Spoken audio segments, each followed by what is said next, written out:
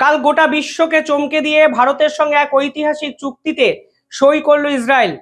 কালকে ইসরায়েলের পক্ষ থেকে ক্যাবিনেট মিনিস্ট্রির অত্যন্ত গুরুত্বপূর্ণ এক সদস্য ভারতে আসেন এবং ভারতবর্ষের অর্থমন্ত্রীর সঙ্গে একটি হাই ভোল্টেজ মিটিং করেন। এরপরে ইসরায়েল এবং ভারতের একটি বাইলেটারাল ট্রেড এগ্রিমেন্ট সাইন হয়, যেখানে ভারত এবং ইসরায়েল অনেকগুলো বিষয় নিয়ে ভবিষ্যতে একসঙ্গে কাজ করবে, ব্যবসা বাণিজ্য করবে, প্রসার বাড়বে। এই রকম একাধিক কথাবার্তা কিন্তু দুই রাষ্ট্রের পক্ষ থেকেই কালকে আনুষ্ঠানিকভাবে জানানো হয়েছে। অর্থাৎ একটা জিনিস তো স্পষ্ট হয়ে গেল, ডোনাল্ড ট্রাম্প যেভাবে ভারতকে নিয়ে ভাবছেন, আন্তর্জাতিক স্তরের কোনো দেশ কিন্তু সেভাবে আর ভাবছে না। আপনারা জানেন, ইউরোপীয় ইউনিয়ন যারা ডোনাল্ড ট্রাম্পের অত্যন্ত ক্লোজড, তারা তাদের দুই কমিশনারকে, একজন এগ্রিকালচারাল ক্যাবিনেট মিনিস্টার, একজন ফিনান্স ক্যাবিনেট মিনিস্টার, তারা ভারতে আসছেন এই সপ্তাহের শেষে। অর্থাৎ বোঝার চেষ্টা করুন যে ডোনাল্ড ট্রাম্পের সহযোগী যে সকল রাষ্ট্র আছে, তারা মনে প্রাণে চাইছেন ডোনাল্ড ট্রাম্পের এই অ্যাটিটিউডের জন্য তাদের সাথে যেন ভারতের সম্পর্কের কোনো ক্ষতি না হয়। তাহলে তাদের যে মার্কেট, তাদের যে এক্সপোর্ট ইম্পোর্টের যে বিজনেস, তা কিন্তু ক্ষতিগ্রস্ত হবে। আর ইসরায়েল তো আমেরিকার অত্যন্ত ক্লোজড, ডোনাল্ড ট্রাম্পের অভিন্ন হৃদয় বন্ধু যাকে বলা হয়। সেই ইসরায়েল এবার ঠিক করলো ভারতের সঙ্গে এমন একটি চুক্তি করবে যে চুক্তি এর আগে বিশ্বের কোনো দেশের সঙ্গে তারা করেনি। এবং আরো ইন্টারেস্টিং ফ্যাক্ট হলো, যে সময় তারা এই চুক্তি করলো সেই সময়টাই অত্যন্ত তাৎপর্যপূর্ণ এবং ক্লিয়ার কাট একটি মেসেজ ডোনাল্ড ট্রাম্পকেও তারা দিতে চাইলেন যে ইসরায়েলকে হয়তো ডমিনেট করা এই মুহূর্তে সম্ভব নয়। তাদের যদি মনে হয় ভারত গুরুত্বপূর্ণ পার্টনার, ভারতের সঙ্গে তারা চুক্তি করবেন। পাশাপাশি কালকে ইসরায়েলের মিডিয়ায় ভারত সম্পর্কে একাধিক কথাবার্তা কিন্তু লেখা হয়েছে। পরিষ্কার বলা হয়েছে ভারতের থেকে শিখুক ইসরায়েল, কারণ ভারত এই ডোনাল্ড ট্রাম্প পর্বে এমন কিছু কর্মকাণ্ড করেছে যা দেখে গোটা বিশ্বের শেখা উচিত। কি লেখা হলো সেই মিডিয়ায়, আমি সবকিছু আলোচনা করবো আজকের এই ভিডিওতে।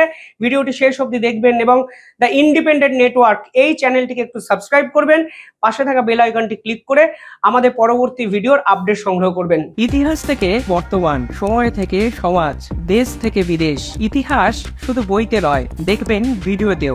এই নেটওয়ার্ক এখন অনেক বড়। আপনারা দেখছেন দ্য ইন্ডিপেন্ডেন্ট নেটওয়ার্ক। দেখুন, ইসরায়েলের পক্ষ থেকে কালকে যে বিবৃতি দেওয়া হয়েছে, সেখানে তারা এটাকে বাইল্যাটেরাল ট্রেড বলছে না, তারা পরিষ্কার বলছে স্ট্র্যাটেজিক পার্টনারশিপ। অর্থাৎ বাইল্যাটেরাল ট্রেডের থেকেও বেশি এই সম্পর্কটা তাদের কাছে ইম্পর্টেন্ট, তা কিন্তু ইসরায়েলের পক্ষ থেকে বারবার বোঝানো হয়েছে। সেখানে ঠিক হয়েছে প্রায় বিভিন্ন বিষয় $4 বিলিয়ন কাছাকাছি ব্যবসা বাণিজ্য বিভিন্ন ইস্যুতে ইসরায়েল এবং ভারত করবে। তার মধ্যে উল্লেখযোগ্য হলো economic cooperation, innovation, infrastructure development, financial যে প্রসেস আছে সেগুলো রেগুলেশন, ডিজিটাল সার্ভিস ট্রেডিং এবং বিভিন্ন অস্ত্র চুক্তি যেরকম আগে এক্সিস্টিং ছিল সেগুলো থাকবে। অর্থাৎ এই প্রথমবারের জন্য ইসরায়েল এবং ভারত একত্রে এই সূত্রে মেলবন্ধন করলো যে অস্ত্র চুক্তির বাইরে বেরিয়েও টেকনোলজি, সায়েন্স, এআই, ইনোভেশন এই সকল বিষয়েও ডেসপারেটলি কাজ করা উচিত। কিছু কিছু বিষয় আগে এক্সিস্টিং ছিল, কিন্তু নতুন করে এই সকল বিষয়ে কাজ করবে দুই রাষ্ট্র, এবং দুই রাষ্ট্র সেটাকে আন্তর্জাতিক স্তরে ঘোষণা করেছে। তা নিঃসন্দেহে কিন্তু অনেকের ঘুম উড়িয়ে দিতে বাধ্য। কালকে ইসরায়েলের পক্ষ থেকে একটি স্টেটমেন্ট দেওয়া হয়েছে।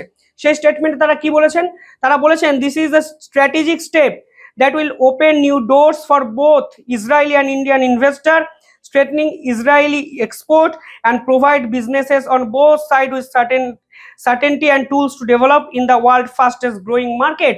অর্থাৎ তারা যে শব্দ চয়ন করছে, আমি যেটা বোঝানোর চেষ্টা করছি সেটা বোঝার চেষ্টা করুন।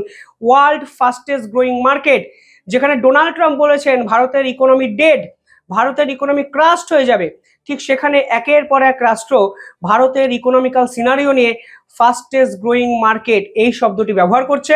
অর্থাৎ ডোনাল্ড ট্রাম্প যেভাবে ভারত সম্পর্কে নেগেটিভিটি ছড়ানোর চেষ্টা করেছিলেন, আজকের দিনে দাঁড়িয়ে অন্তত আপনারা বুঝতে পারছেন তার কোনো চেষ্টাই কিন্তু সফল হয়নি। ভারতের পক্ষ থেকে একটি স্টেটমেন্ট এসছে, সেখানেও ভারতও বলেছে যে India is a growing economic পাওয়ার। দেখুন, বারবার আপনারা গ্রোয়িং শব্দটি পাবেন।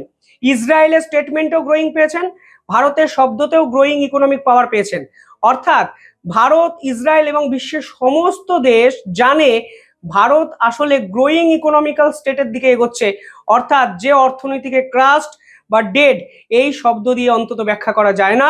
এই জিডিপি, এই অর্থনৈতিক উত্তরণ ক্রমশ বাড়ছে, তা ভারতের পক্ষ থেকেও কিন্তু বলা হচ্ছে লাগাতার ভাবে।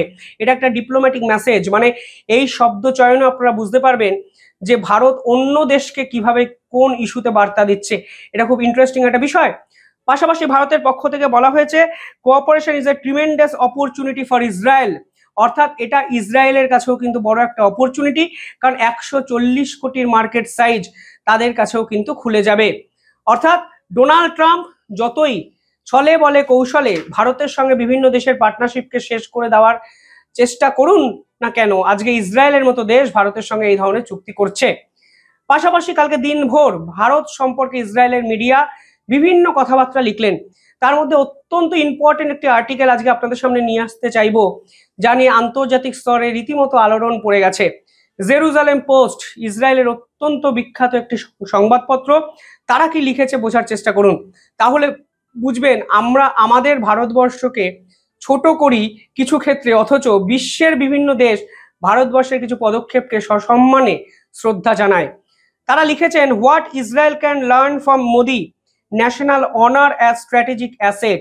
অর্থাৎ ভারতবর্ষের প্রধানমন্ত্রী নরেন্দ্র মোদী যেভাবে ডোনাল্ড ট্রাম্পের বিপক্ষে রুখে দাঁড়িয়েছেন এবং ন্যাশনাল অনার অর্থাৎ জাতীয়তাবাদ, এই যে সম্মান, জাতির যে সম্মান, ভারতবর্ষের যে সম্মান, সেটাকে ন্যাশনাল অ্যাসেটের মতো ট্রিট করেছে, সেইটা ইসরায়েলের শেখা উচিত ভারতের থেকে।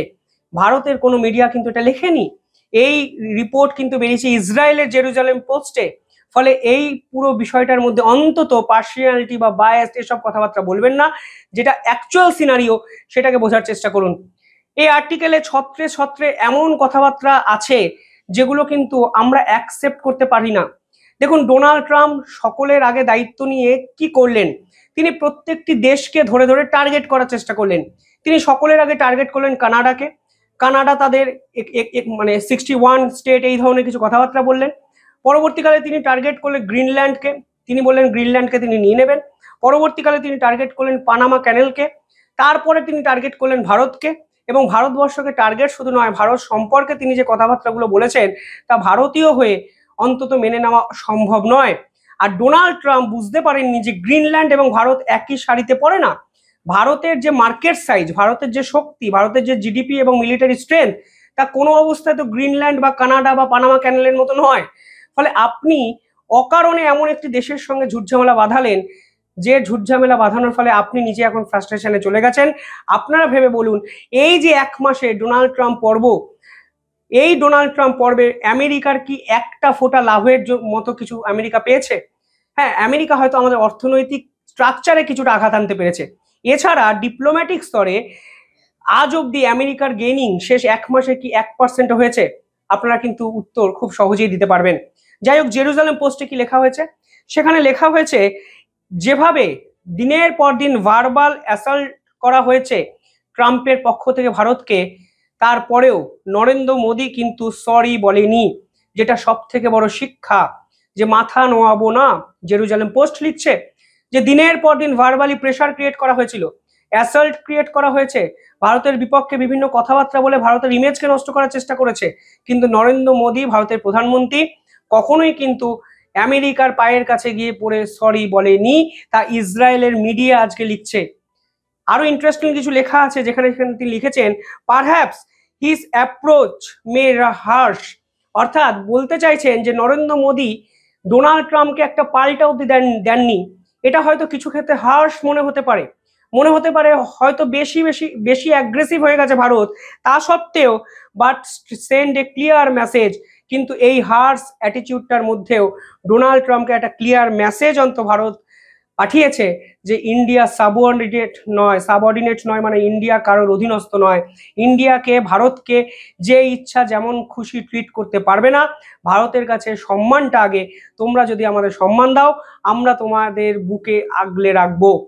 অর্থাৎ এই হার্শ অ্যাটিটিউডটাই ডোনাল্ড ট্রাম্প ডিজার্ভ করেন, যা জেরুজালেম পোস্ট আজকে পরিষ্কারভাবে বলেছেন। পাশাপাশি ইসরায়েলের প্রেসিডেন্টের কিছু কথা তারা বলেছেন, যে ইসরায়েল প্রেসিডেন্ট নেতানয়াহু বারংবার ট্রাম্প করেন, কখনো তো মনে হয় দেশের সম্মান তিনি বিকিয়ে দিয়ে আমেরিকার মানে রীতিমতো ডোনাল্ড ট্রাম্পের যেটা বলছেন সেইটাকেই ফলো করছেন, আমেরিকাকে ফলো করছেন, যা কিন্তু আনএক্সপেক্টেড। আজকে ইসরায়েলের প্রেসিডেন্টের শেখা উচিত যে নরেন্দ্র মোদী যেভাবে রিপ্লাই দিয়েছেন, যেভাবে কঠিন সময়ে মাথা উঁচু করে দাঁড়িয়ে আছেন, ঠিক সেইভাবে কিভাবে দাঁড়িয়ে থাকতে হয়, তাহলে হয়তো জাতির সুরক্ষা, দেশের সুরক্ষা এবং সম্মানকে তিনি বজায় রাখতে পারবেন। পরবর্তীকালে কনক্লুশনে যেটা আছে সেখানে লেখাই আছে, we learn national honour is not a luxury but A asset. অত্যন্ত গুরুত্বপূর্ণ লাইন, বিশ্বাস করুন এই লাইনটা আমি 1 মাস ধরে ভিডিও বানিয়েছি এটা নিয়ে। অনেকে আমাকে ভিডিওতে বিভিন্ন দলের দালাল ফালাল বলে দিয়েছেন, কিন্তু আমার কাছে আমার দেশ আগে। আজকে ইসরায়েলের পোস্টে, ইসরায়েলের এই মিডিয়ার পোস্টে বলেছেন যে national honour is not a luxury, এটা লাক্সারিয়াস কোনো মেটেরিয়াল নয়, এটা আমাদের কাছে একটা অ্যাসেট, আমাদের গর্ব, আমাদের ইতিহাসকে রক্ষার একটা চেষ্টা, আমাদের বর্তমানকে বাঁচানোর চেষ্টা, ভবিষ্যৎকে সুগঠিত করার চেষ্টা। আজকে ইসরায়েলের শেখা উচিত ভারত কিভাবে তার ন্যাশনাল অনারকে অ্যাসেটের মতো, প্রয়োজনীয় মূল্যবান সম্পদের মতো রক্ষা করলো, যে ইসরায়েল পারেনি। আর জেরুজালেম পোস্ট পরিষ্কার অর্থে নেতানিয়াহুকে নিয়ে এই ধরনের ক্রিটিসিজমমূলক লেখাটি লিখেছেন। দেখুন, ন্যাশনাল অনার তো সত্যি অনেক ইম্পর্টেন্ট বিষয়। আপনি জাপানের অবস্থাটা দেখুন না, জাপানের প্রধানমন্ত্রী পদত্যাগ করতে বাধ্য হলেন। জাপানকে আমেরিকা এমনভাবে ফাঁসিয়ে দিল যে 550 বিলিয়নের একটি ইনভেস্টমেন্ট জাপান কমিট করেছে আমেরিকাকে, যে তারা আমেরিকাতে 550 বিলিয়নের একটি ইনভেস্টমেন্ট করবে। এবং আপনারা বোঝার চেষ্টা করুন, এই মুহূর্তে জাপান সরকার রীতিমতো টালমাটাল অবস্থায়, কারণ তারা রিয়েলাইজ করেছে ডোনাল্ড ট্রাম্পের কাছে তারা ফেসে গেছেন এবং এই ট্রেড ডিল থেকে জাপান কিচ্ছু পাবে না। তার সরকার রীতিমতো চাপে, অর্থাৎ ডোনাল্ড ট্রাম্প যদি কোনো অবস্থাতেই বুঝে যান যে আপনি একটু সফট কর্নার দেখাচ্ছেন, তাহলে কিন্তু তিনি আপনার উপর চেপে বসার চেষ্টা করবে। যে ভুল জাপান করেছে ভারত করেনি। জেরুজালেম পোস্ট সেই ভুলের পুনরাবৃত্তি ইসরায়েলে হোক সেটা কিন্তু চাইছে না বলে এই ধরনের লেখা। যাই হোক, সব মিলিয়ে আপনারা কিভাবে দেখছেন পুরো বিষয়টি একটু কমেন্টে জানাবেন। আর দেখতে থাকুন দ্য ইন্ডিপেন্ডেন্ট নেটওয়ার্ক। বাংলায় ধারাবাহিকভাবে জিওপলিটিক্যাল এই ধরনের আলোচনা আমার মনে হয় না খুব একটা চ্যানেলে করা হয়। আমি চেষ্টা করছি আপনাদেরকে রেগুলার ভিত্তিতে এই আপডেটগুলো দেওয়ার, কারণ দেশের খবর জানাটা সবার আগে ইম্পর্টেন্ট।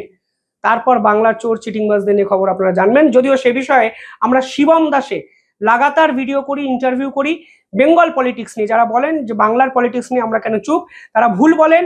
শিবম দাস চ্যানেলটি আপনারা যান, সার্চ করুন শিবম দাস, আপনারা দেখতে পাবেন আমরা লাগাতারভাবে বিভিন্ন ক্ষেত্রে বাংলার পলিটিক্স নিয়ে প্রতিবেদন পেশ করি, ইন্টারভিউ পেশ করি, আপনাদের সামনে বাংলার পলিটিক্যাল খবরগুলো নিয়মিতভাবে নিয়ে আসি।